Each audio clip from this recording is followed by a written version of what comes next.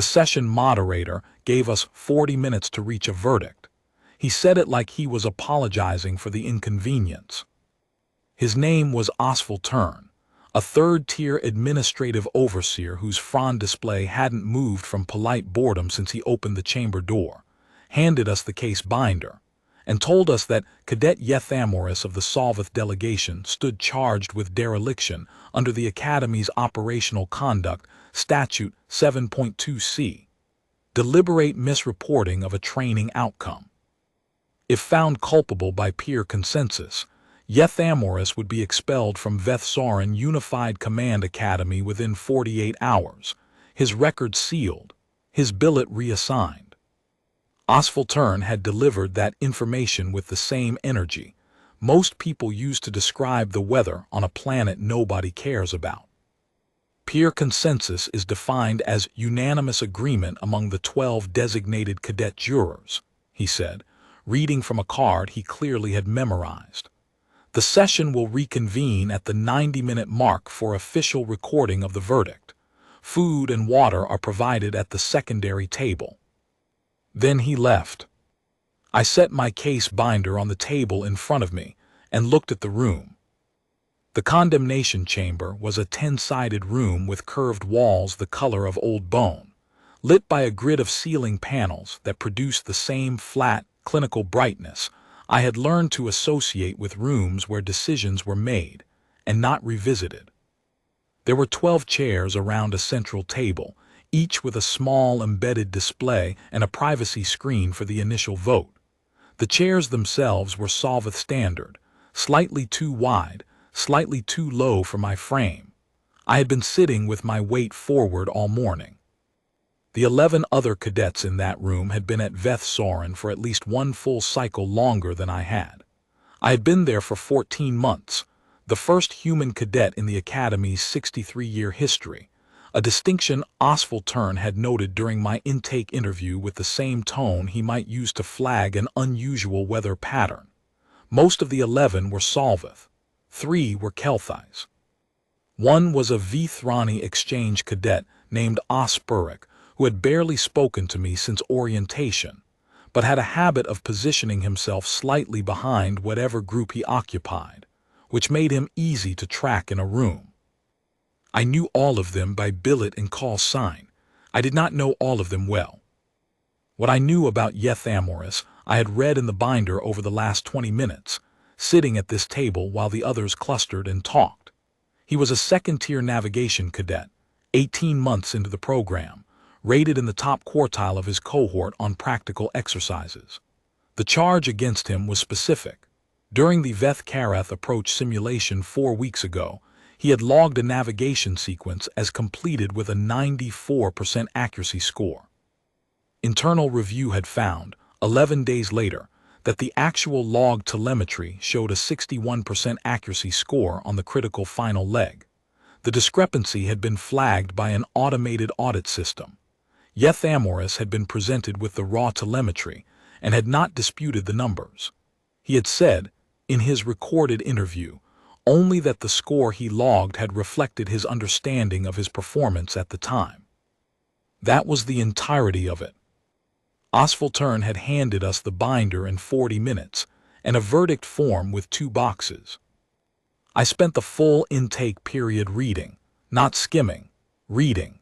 The telemetry printout was 3 pages long, dense with positional data, correction flags, and timestamp markers. The interview transcript was 2 pages.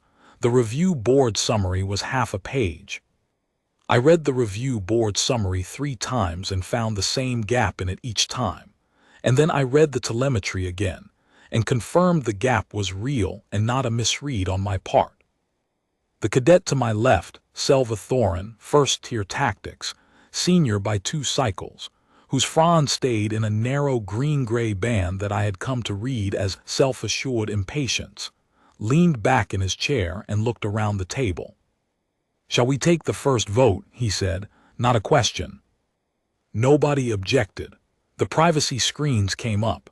I looked at the 2 boxes on my display, and then I pressed the one on the right. The screens came down. Salvathoran looked at the aggregate display, and his frond tips shifted to pale amber. 11 to condemn, he said. 1 to hold. The room went quiet in the way rooms go quiet when something has happened that everyone finds improbable, and nobody wants to be the first to address directly. I could feel the count going around the table, cadet by cadet, eliminating possibilities, arriving at me. The 11 other cadets in that chamber looked at the only human at the table. I had my hands flat on the binder in front of me. I'm not ready to condemn, I said. Salvathoran's fronds shifted again. The amber deepened toward a color I didn't have a precise name for in any language I'd learned here, but the social meaning was clear enough. The evidence is in the binder, he said. The telemetry discrepancy is documented. Yethamoris did not dispute it. I know. Then what is it you require? I turned my binder to the relevant page. The telemetry printout was 3 pages long, dense with positional data, correction flags, and timestamp markers. I had read it twice during the intake period.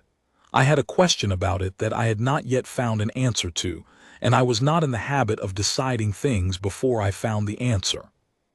The final leg accuracy figure, I said, 61%. How is that number calculated? Salvathoran looked at Perethos, who was seated across the table and had the highest academic standing in the room. Perethos was Solvith, third-tier theoretical navigation, and had the frond-resting posture of someone who had made up his mind before he sat down. Approach accuracy is calculated against the optimal path, Perethos said. The final leg of the Vethkareth simulation runs from the outer marker to the docking threshold. The cadet's plotted course is measured against the theoretical optimal. Deviations are scored. The final figure is a weighted aggregate. Weighted how? Late course deviations are weighted more heavily than early course ones. Proximity to the threshold increases the weight factor. Is that weighting documented in the simulation's published parameters? A pause. It is part of the standard simulation architecture. I'm asking whether the weighting formula is published in the parameters that cadets are given before they run the simulation. Perethos turned his frond slightly. Not quite a negative, but not quite confirmation either. The parameters document describes the general scoring methodology, he said. The specific weighting coefficients are part of the system's internal calibration. So a cadet who believed he had performed well, who had not been trained on those specific weighting coefficients, could have genuinely assessed his accuracy as higher than the system later calculated. The expectation, said Salvathoran, with the measured patience of someone counting the steps until this conversation became unnecessary, is that cadets at Yethamoris's tier understand that approach simulations use proximity-weighted scoring. It is foundational to navigation assessment. Is it covered in the Tier 2 navigation curriculum? The room shifted. I wasn't asking to be difficult. I was asking because the binder in front of me did not contain the Tier 2 navigation curriculum, and the answer mattered. I don't have that document, I said. Does anyone at this table have it? The pause that followed was longer than it needed to be. No one brings the curriculum to a condemnation hearing, said a Kelthise cadet to my right named Vethoris. He had a physical stillness that I had come to recognize as something Kelthise cadets practiced when managing impatience, a kind of deliberate flat affect, all motion suspended. The curriculum is not the subject of review. The charge, I said, is deliberate misreporting. Deliberate, that's a specific word. It means he knew the number was wrong and logged a different number on purpose. The discrepancy is documented, Vethoris said. The discrepancy is documented. Deliberate intent is not.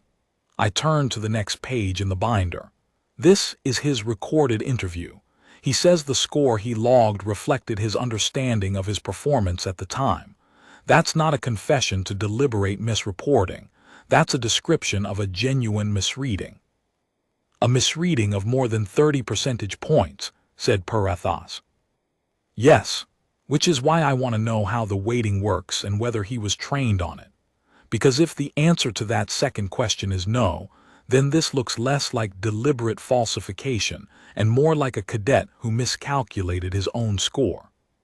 Which is a different matter, maybe a serious one, but not this charge. Salvathoran set both hands flat on the table. Solveth tactile stillness, I had learned, operated as a kind of punctuation. It meant the current conversational approach had been considered and found insufficient. Kale Morrow, he said, using my full designation.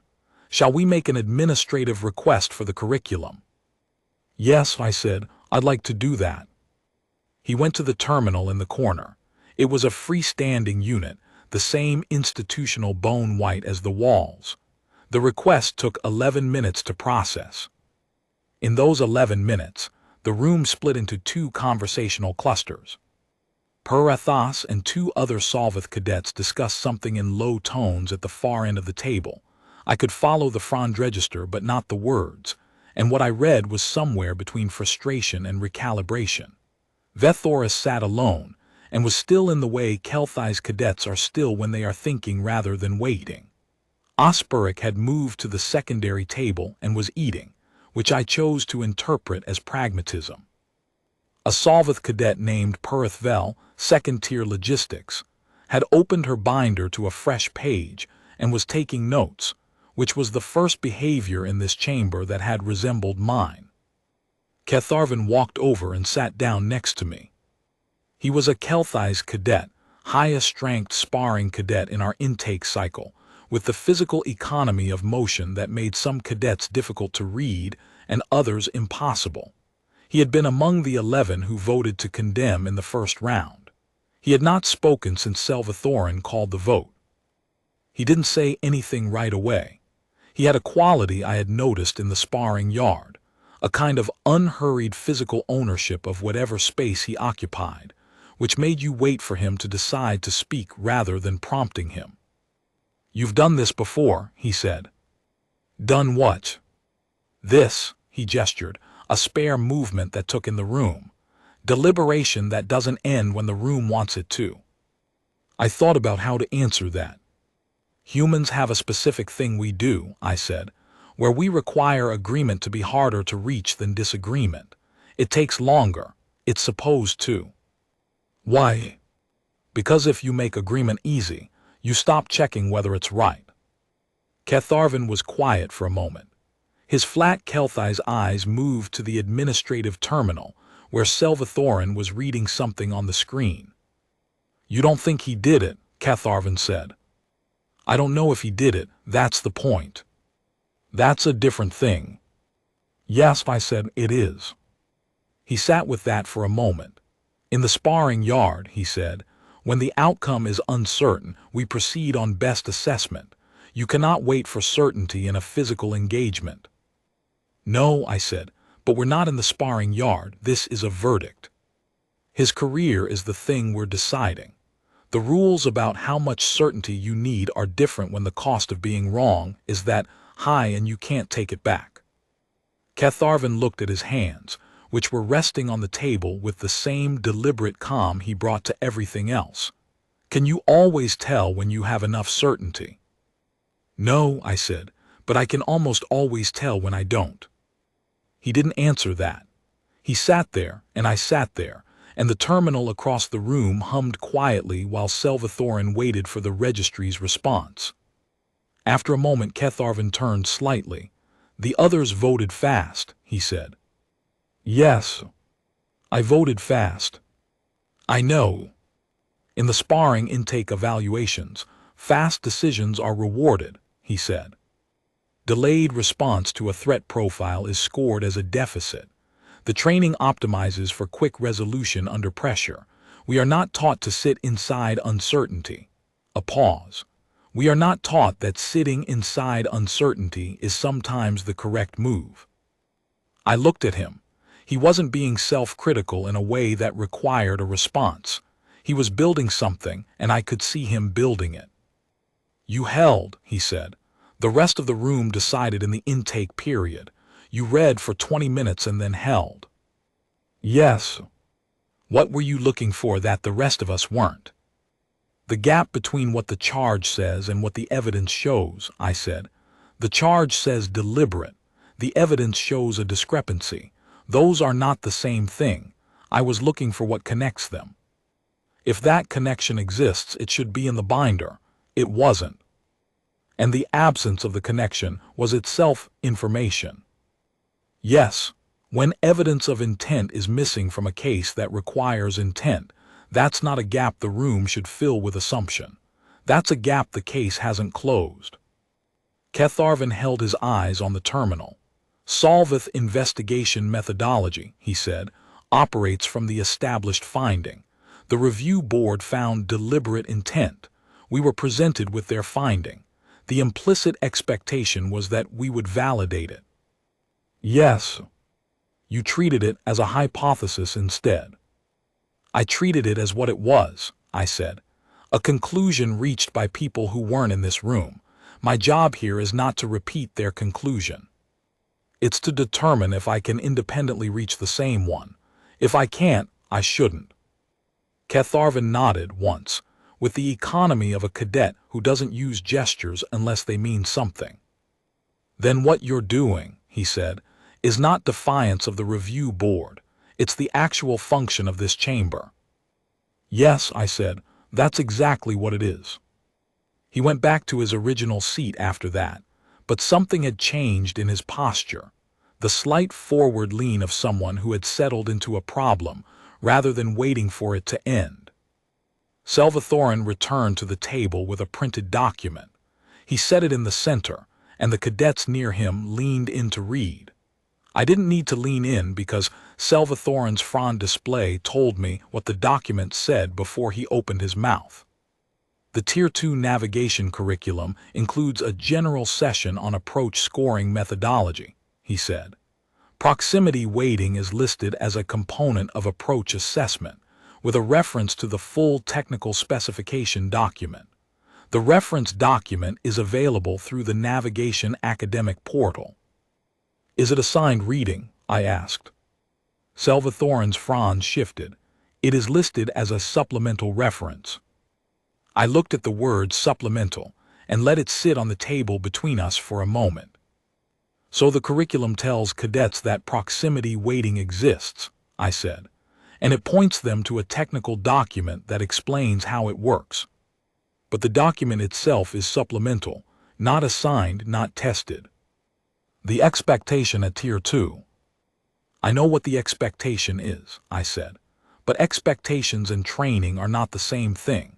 If I tell someone that a scoring system has a weighting component and hand them an optional document to read on their own time, and then I charge them with deliberate falsification because their self-assessed score didn't match the weighted output, I need to be able to demonstrate that they understood what the weighting would produce. Not that they should have understood it, that they did. Silence. Does the binder, I said, contain any evidence that Yethamoris read that supplemental document? Nobody answered, because we all knew the binder didn't contain that. Does it contain evidence that he'd been corrected before on a proximity weighting discrepancy?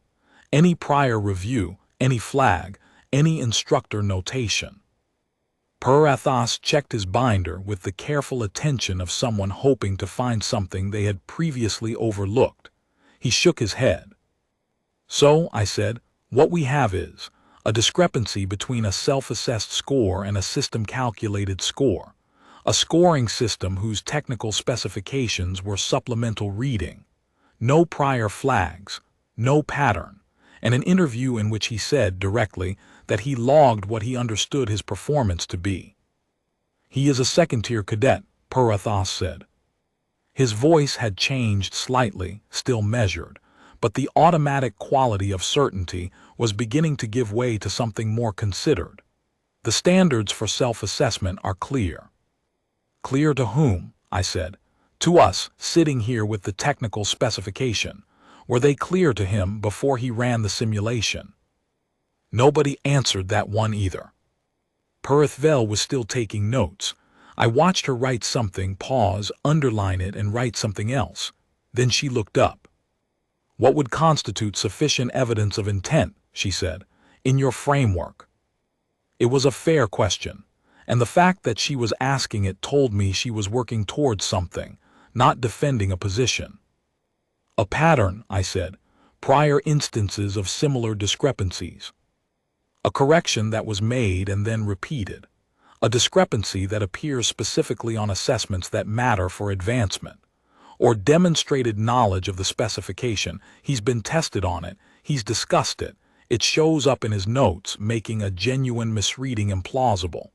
What we have is one instance, no pattern, supplemental reading, and one simulation.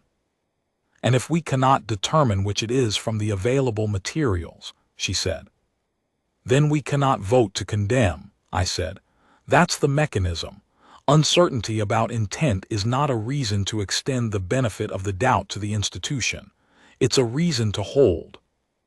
Perithvel underlined something in her notes. She didn't comment, but the quality of the underlining told me she had arrived somewhere. "I want to try something," I said. "I want to take a second vote." Salvathoran looked at me. "Not a final vote," I said. "A working vote. I want to know how many people in this room right now are prepared to say, with the information we have, that Yethamoris knew the number was wrong and logged a different one anyway. Not that he should have known, that he did know." The privacy screens came up. I already knew my vote. The screens came down. 7 to condemn, 5 to hold. The quality of silence in the room changed again.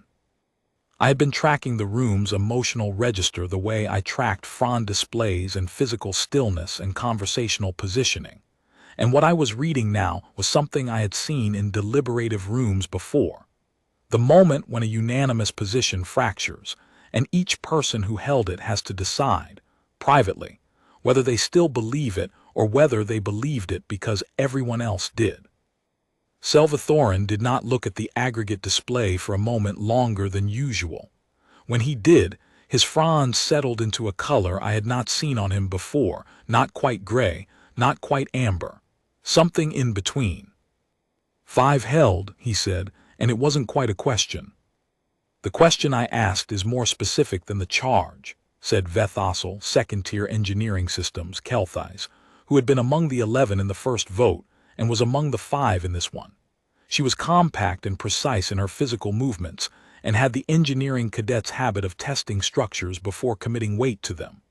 "I'm holding because I can't confirm deliberate intent. I'm not saying he's innocent of misreporting. I'm saying I don't know if it was deliberate." "That is the charge," I said. "Deliberate misreporting. That's the specific language. If the intent was genuine misunderstanding, that's a different finding." "There is no finding for genuine misunderstanding," said Perithos. "There's also no finding for probably deliberate," I said. "There's condemn and there's hold. If we can't reach condemn with confidence, hold is the correct vote." "Hold is not an acquittal," said Salvathoran. "A hold result means the case is returned for further review." "Then it should be returned for further review," I said, "because we don't have enough to condemn him." Salvathoran set both hands on the table again. The punctuation was heavier this time. "Kaelmaro," he said, "I want to be direct with you." "Go ahead." "The function of this chamber is not to conduct an investigation. The investigation has been conducted. The materials in the case binder represent the findings of the Academy's internal review board, which evaluated this case over 11 days. 12 cadets are not equipped to reopen that investigation. What we are asked to do is apply peer consensus to a documented finding." "I understand that's the framing," I said, "but I'm being asked to vote to expel a cadet from this program. That vote carries my name. I need to be able to say with confidence that I know he did what he's charged with, and the case materials don't give me that confidence.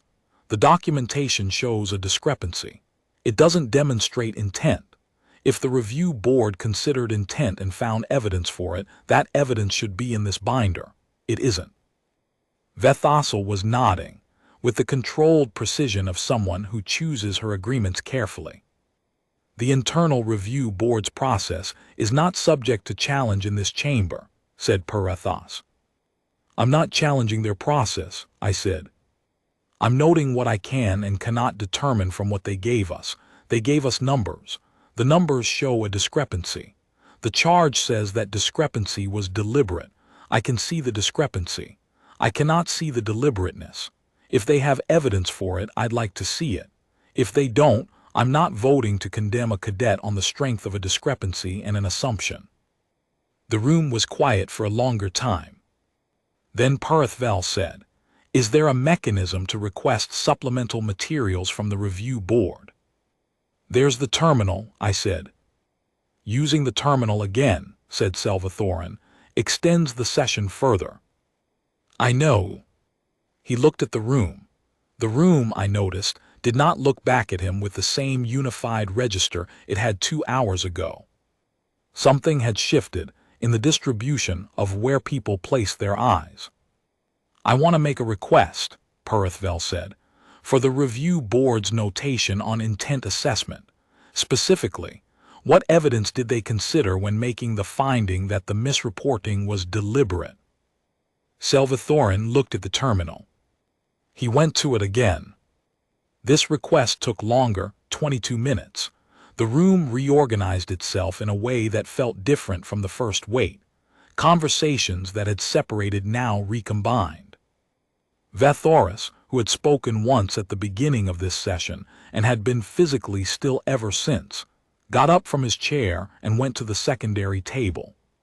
He stood there for a moment without eating anything, looking at the case binder he had carried with him, and then he came back to the table and sat down 2 seats from where he had started.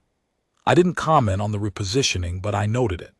In my experience, when someone changes their physical position in a deliberative room without any apparent practical reason, they are changing their internal position and looking for a different angle on the problem. Osburick, still at the secondary table, had stopped eating. He was reading his binder, and the reading had the quality of someone going back to material they thought they had finished with. He looked up after a few minutes and found me watching him. "I voted to condemn," he said. He said it the same way Parathos had said it earlier, as a statement of prior fact, not as a defense. "I know," I said. "I voted that way because the review board's finding was in front of me, and the discrepancy was large, and I had no reason to question either." He paused. "I had no reason because I didn't look for one." "That's most people," I said. "Most people," he said, "are presumably not about to end someone's career." He went back to reading his binder. I let him. A Solvith cadet named Veth Pearl, 3rd Tier Communications, who had said nothing since the first vote and whose front display had been the most controlled in the room, meaning, I had decided, either very confident or very uncertain and unwilling to show which, turned to me across the table. "The curriculum question," he said. "When you asked whether the supplemental document was assigned, you had already decided that was the important question before you asked it." "Yes." "How?" "Because the charge is deliberate intent," I said. "Deliberate intent requires knowledge. The question of whether he had the knowledge the system expected him to have is the most direct way to test whether deliberate falsification is plausible. If he demonstrably had that knowledge, then claiming he didn't understand the scoring becomes hard to believe. If he demonstrably lacked it, or more specifically, if the curriculum gave him no reason to think he needed it, then the alternative explanation becomes much more credible." "You looked for the question that would move the ground under the assumption," Vethpearl said. "Yes." He was quiet for a moment. "Solvith deliberation doesn't work that way," he said. "It wasn't defensive. It was observational. When the evidence is presented and the position is established, we work from the established position. We don't go looking for what would unseat it." "I know," I said. "That works well when the evidence is complete. When it isn't, you can end up defending a position that the evidence never actually established." His fronds moved in a way I hadn't catalogued before. I filed it under something that might be called consideration. Vethossel came around the end of the table, carrying her binder. She set it down next to mine and opened it to the telemetry printout. "The final leg segment," she said. She had the crisp, interested manner of someone working a technical problem, which was consistent with what I'd heard about engineering cadets from her intake year. "I want to understand the proximity weighting. In engineering systems assessment, late-stage deviations carry higher penalties because they produce cascading failures that early deviations don't. The logic is that an early course error still has time and system capacity to recover. A late one doesn't." "That would apply to navigation," I said. "Probably more so in a docking approach. The tolerance window near threshold is very narrow. A deviation of a few degrees in the final 90 seconds produces a completely different trajectory than the same deviation at 4 minutes out." She looked at the telemetry timestamps. His self-assessment may have been built on his accuracy in the early portion of the run, which genuinely was in the 90s. If the weighting collapsed his final score based on late-stage behavior, he might not have understood that his early performance couldn't carry the aggregate. "That's the gap," I said. "Yes," she closed her binder. "I should have looked for that before I voted." She went back to her seat without fanfare, which I noted and filed. Vethossel was the kind of engineer who found an error in her own reasoning and corrected it without requiring anyone else to walk her there. That was useful information for the next time I was in a room with her. Perathas came down the table and sat across from me, which was not a social gesture I had seen him make before. He opened his binder and looked at the interview transcript.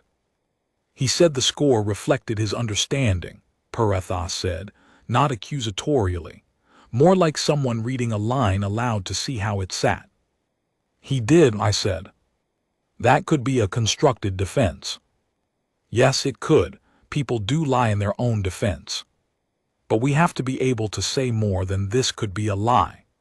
Especially when the alternative, that he genuinely misjudged his own performance on a proximity-weighted system he may not have fully understood, is at least as consistent with the evidence."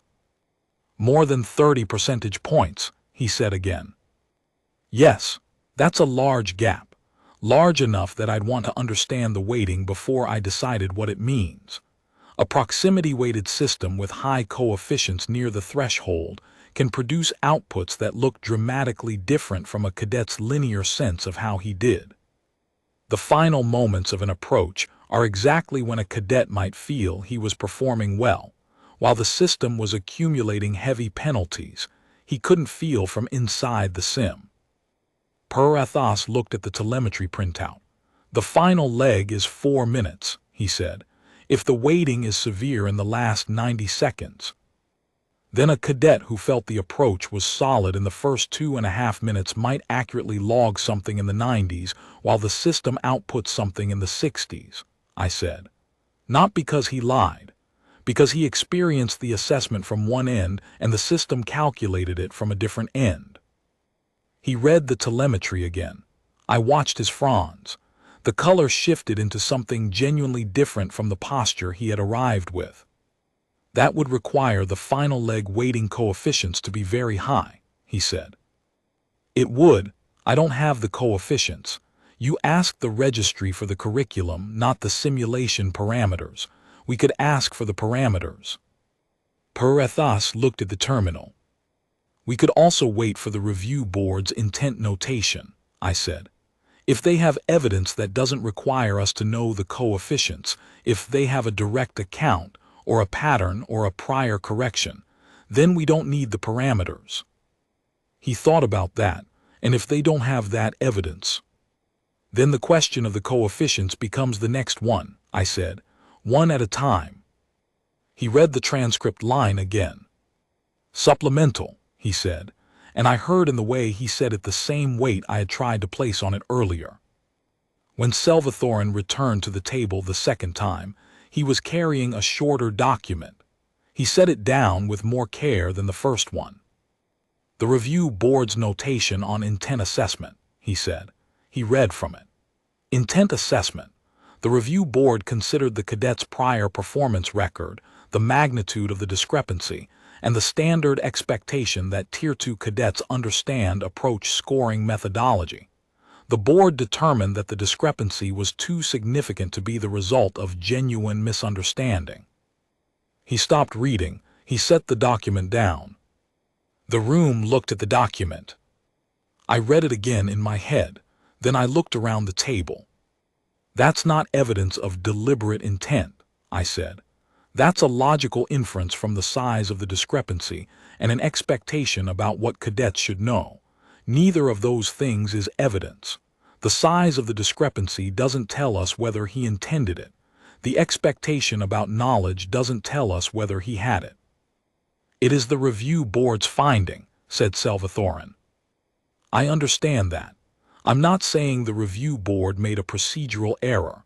I'm saying their finding was based on an inference from expectations, not on direct evidence of intent. And that means the charge, deliberate misreporting, rests on an assumption, not a documented fact." Salvathorin read the document again. I watched him read it. I watched the room watch him read it. "The thing about a unanimous vote is not that everyone in the room agrees. It's that the position is frictionless. It requires nothing of you. You add your vote to the existing weight, and the weight is already on your side, and no one will ask you to justify it. The vote becomes part of the room's shared atmosphere, and the atmosphere is so natural that questioning it feels like asking why you're breathing. What I had introduced into this room was friction. Not disagreement on the facts. I couldn't dispute the telemetry. Only the resistance of one vote that would not move without being given something specific enough to move it. That friction had now done what friction does when you apply it to something moving too fast. It had caused everyone in the room to look at what they were doing. Salvathorin set the document down. "The review board," he said slowly, "inferred intent from the magnitude of the discrepancy." "Yes." "They did not have a direct account of deliberate falsification." "Not in that document." He looked around the table. The front display across the Solvith contingent had shifted significantly from where it had been 3 hours ago. Vethoris, who had repositioned himself and was now watching Salvathorin with the kind of focused stillness that in Kelthai's social logic meant a decision was being made, turned his flat eyes to the intent document and back. "I want to ask one more question," I said. "Ask it," said Salvathorin. "Is there a finding in the case materials that indicates Yethamoris was asked, directly, whether he understood that his self-assessed score differed from the system-calculated score, and chose to log his own number instead of the system's?" The room checked their binders. "No," said Parathos. "The interview record covers his explanation of the logged score. There is no indication that he was asked whether he was aware of the discrepancy before logging." "So no one asked him, 'Did you know the number was wrong and log it anyway?'" "Not in these materials." I set my hands flat on my binder. "Then what we have," I said, "is a cadet who logged a number that didn't match the system output. A number that he says reflected his genuine understanding of his performance. A scoring system with technical specifications that were supplemental reading. No prior pattern of discrepancy. No direct question about intent. And a review board finding that infers deliberateness from the size of the gap." The room was very quiet. "I can't vote to condemn on that," I said. "I've been holding this vote since the first round. I don't think any of us in this room, if we're honest about what we can actually verify versus what we've assumed, can say with confidence that this was deliberate. We can say it might have been. We can say it probably was if you're inclined to assume the worst. But deliberate misreporting means he knew it was wrong and logged it anyway. That fact is not in this binder." A long silence. Veth Pearl, across the table, set his stylus down with a small, precise motion and looked at his binder as though he had finished with it. Osburick had returned from the secondary table at some point during the past exchange, and was now seated in his original chair, and his frond display, usually held in the noncommittal low register I associated with his default, had moved into something more active, something closer to the color I saw on Solveth cadets during practical problem-solving rather than observation. "I want to vote again," said Vethossel. The privacy screens came up. I knew before they came down. The screens retracted. Selvithorin looked at the aggregate display and held his eyes on it for a moment. His fronds had settled into the cool gray register I had come to associate, across 4 months of watching Solveth cadets in stressful training sequences, with the specific state of a conclusion being revised. 9 to hold, he said, 3 to condemn. I looked at the 3 condensed dots in the display, 3 cadets still voting to condemn. I didn't need to identify them to know we were in the final movement of this conversation. What I needed, and what I had been patient enough not to need before this moment, was for those 3 to finish the journey the rest of the room had taken at their own speed. You could not hurry the last part. Hurrying it was the surest way to lose it. We talked for another 40 minutes. Not about the case exactly. About the difference between a discrepancy and an act.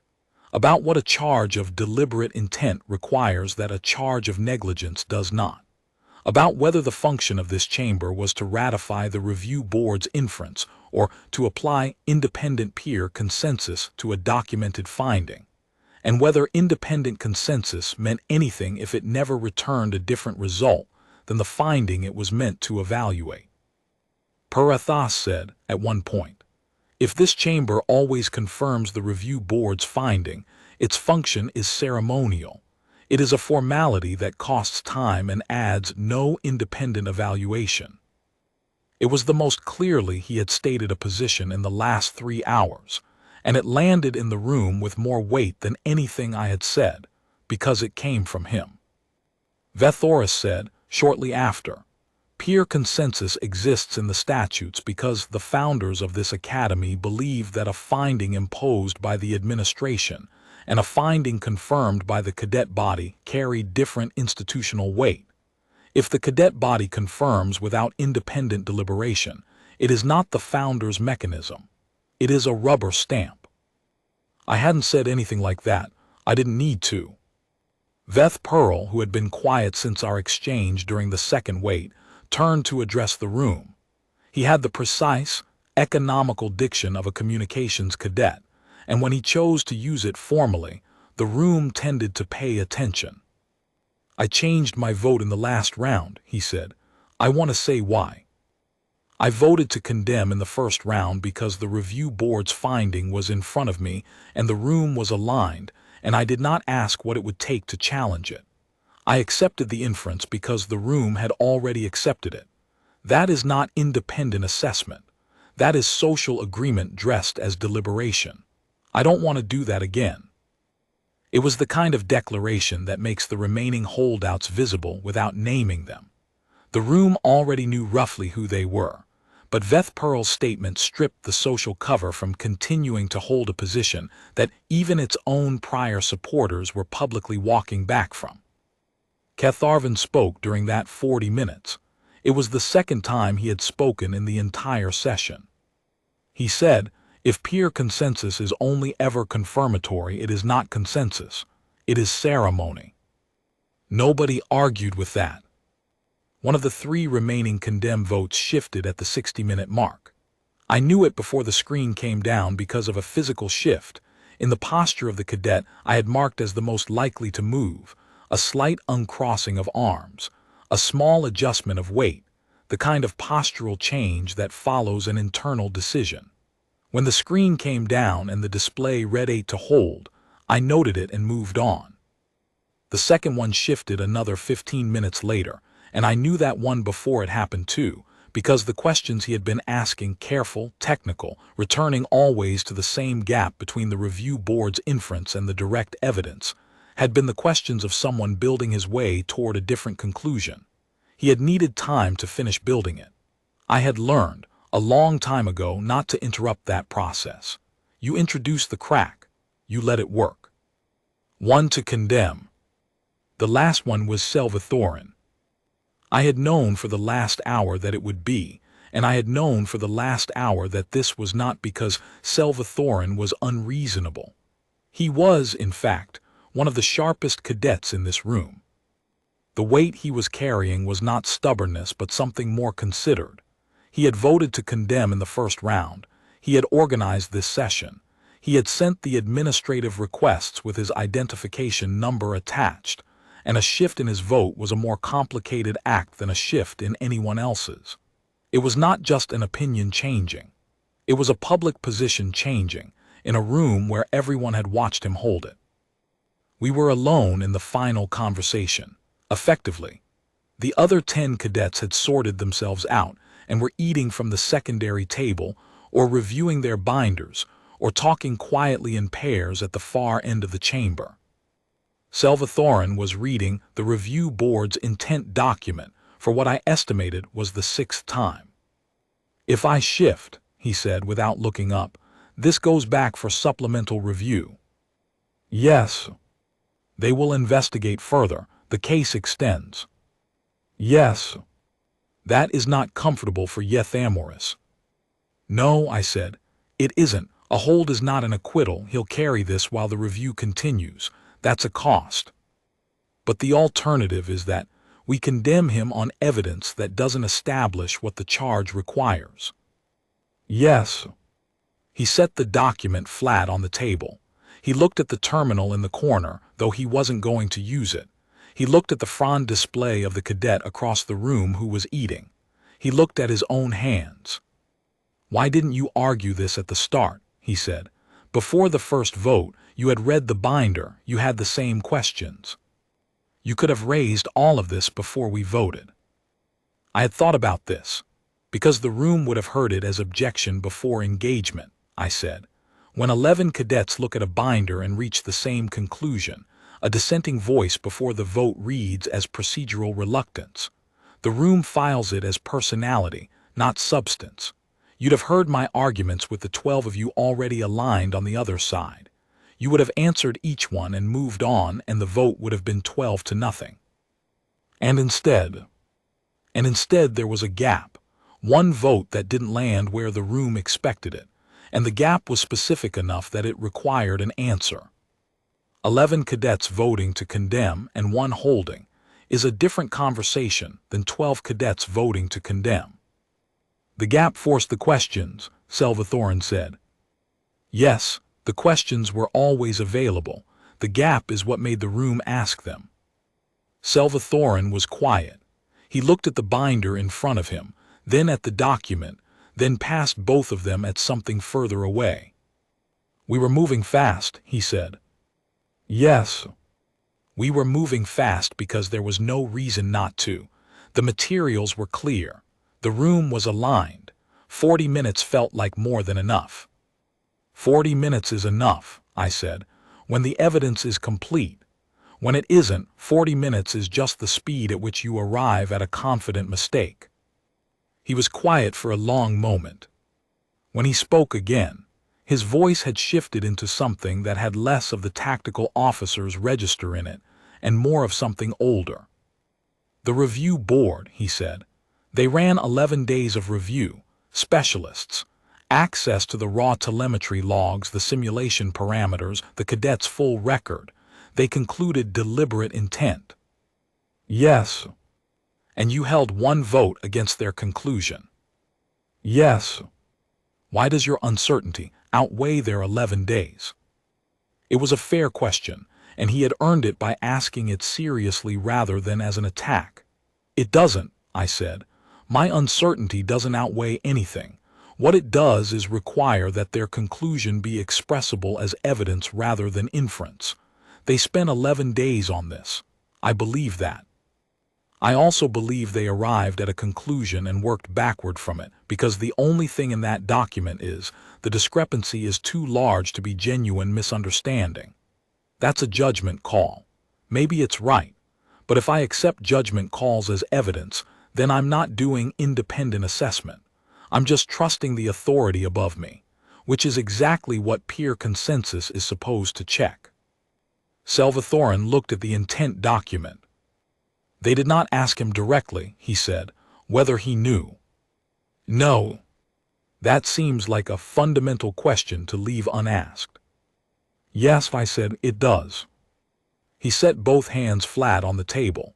The same punctuation he'd used 3 times today, but with different weight behind it each time.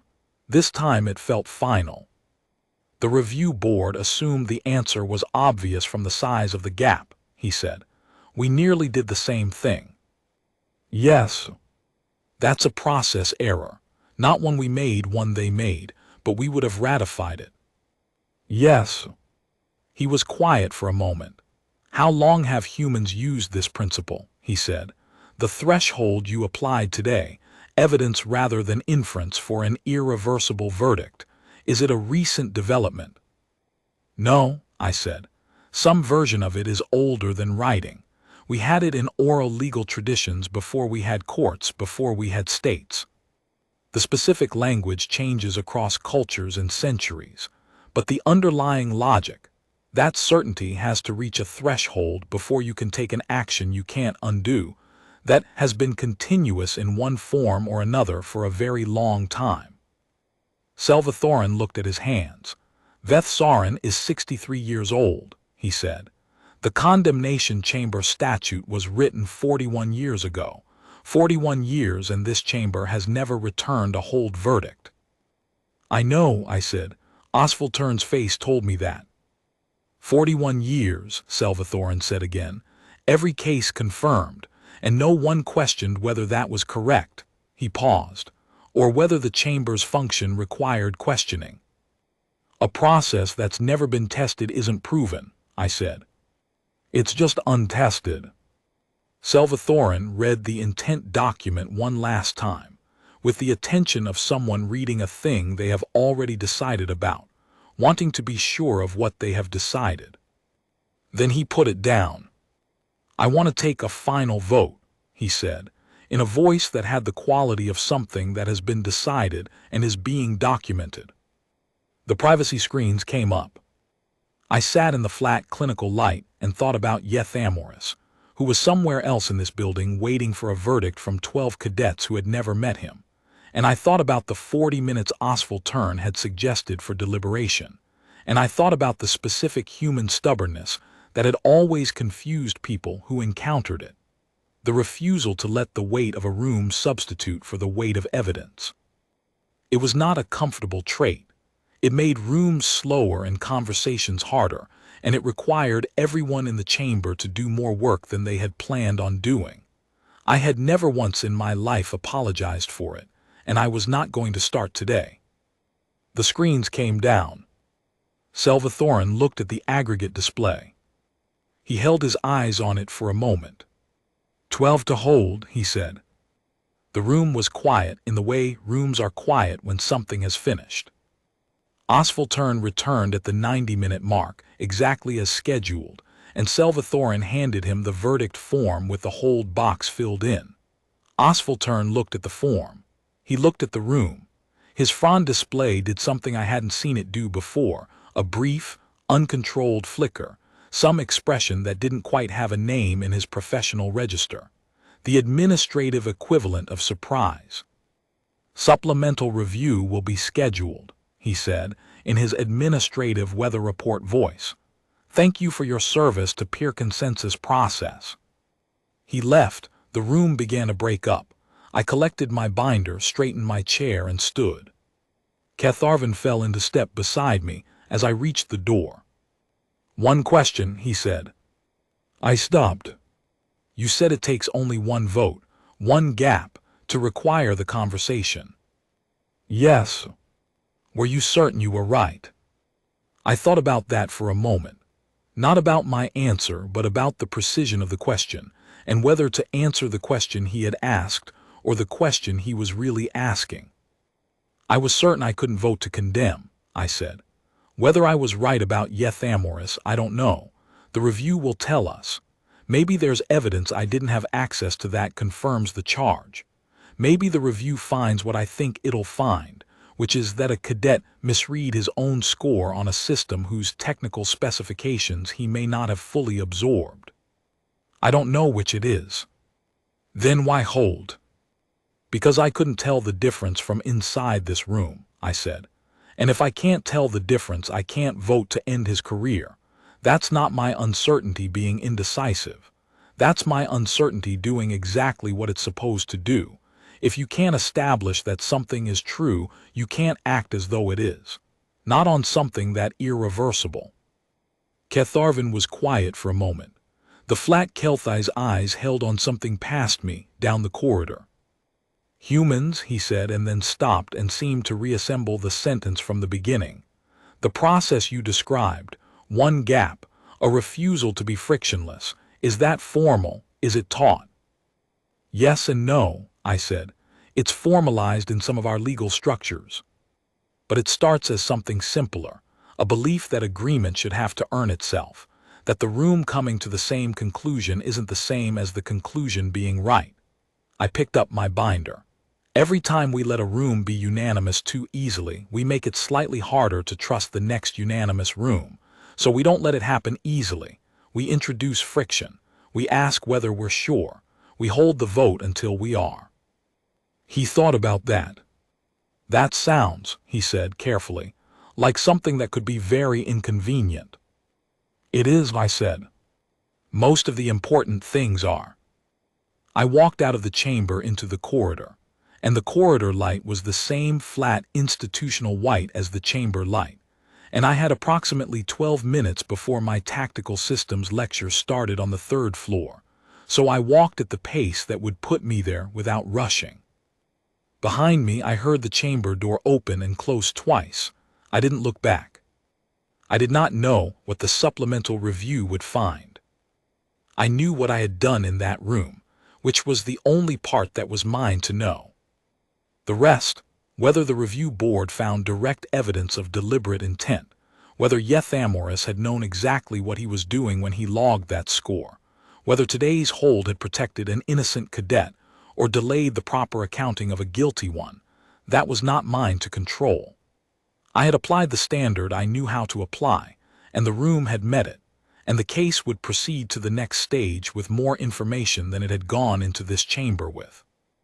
That was the mechanism, working the way it was supposed to work. One vote, one gap.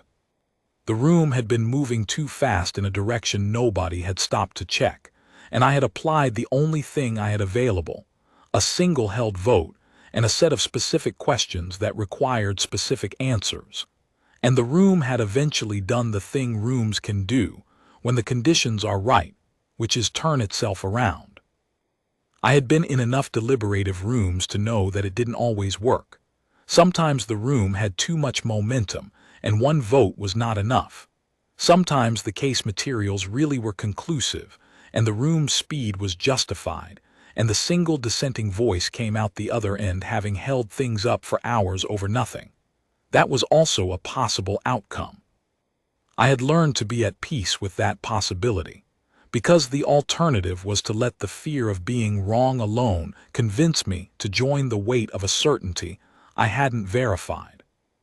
The thing the Academy had not yet calibrated, I suspected, was what to do with a cadet who applied that reasoning consistently, who held it not as a philosophy but as a practice, a reflex built so deep it didn't require a decision anymore, just application. Osvaltern's flicker of surprise at the hold result had told me that the chamber had not returned a hold verdict before today, which was either a sign that all prior cases were airtight or a sign that no prior jury had applied the kind of pressure we had just applied. I had my read on which was more likely, but I kept it to myself. The elevator to the 3rd floor opened when I pressed it, which on a normal day was not something I tracked. Today I noticed it. The lecture hall had 47 cadets in it and a visiting faculty member from the Veth Kareth Tactical Division who had apparently been briefed on the condemnation chamber session by someone, because when I found my seat near the back he looked at me once, then looked back at his notes, and then looked at me again. The second look had a quality I recognized, the look of a person recalibrating a category. I had been the subject of that look before in various rooms, and it no longer required a response from me. I sat down, opened my binder to the tactical system's notes, and waited. 3 seats to my left, Salvathoran took his usual spot. He had arrived at almost the same time I had, from a different corridor, and he sat down with the deliberate settling into position that I recognized as him committing to the next thing. He didn't look at me. Then, after a moment, he did.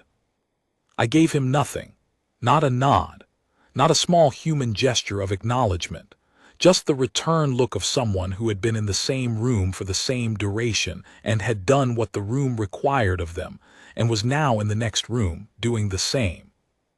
His fronds briefly settled into a color I had not seen on him before, not the amber of impatience, not the gray of revision, something quieter than either, a register I didn't have a name for yet, though I suspected I'd see it again. Then the lecture began, and we both turned to face the front of the room,